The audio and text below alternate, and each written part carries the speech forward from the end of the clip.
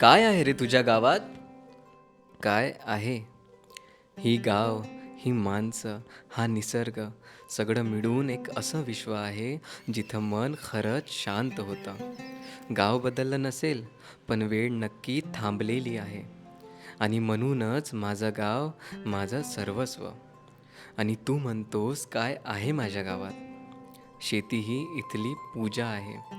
कुणाकडे मोठी जमीन नाही, पण मातीवर विश्वास मोठा आहे.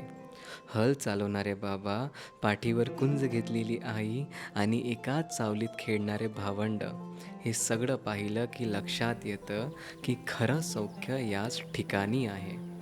इथं पावसाची वाट बघताना आभाळाकडे पाहिलं जातं आणि एखादा थेंब पडला की संपूर्ण गाव हसतं. संध्याकाळी पोरं गोळा होतात.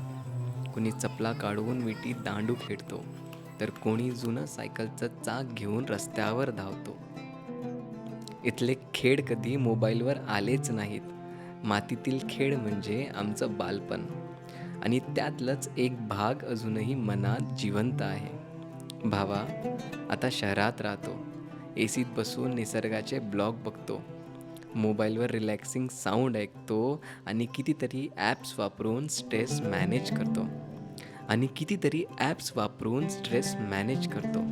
पण खरं सांगू का, त्या सगळ्यांपेक्षा शांतता तर इथं मिळायची. एका पाण्याच्या धारेत, मातीच्या गंधात आणि आजीच्या एका गोष्टीत. माझं गाव अजूनही तसंच आहे. माझं गाव अजूनही तसंच आहे. माझं गाव अजूनही तसंच आहे. बदललोय तर आपण.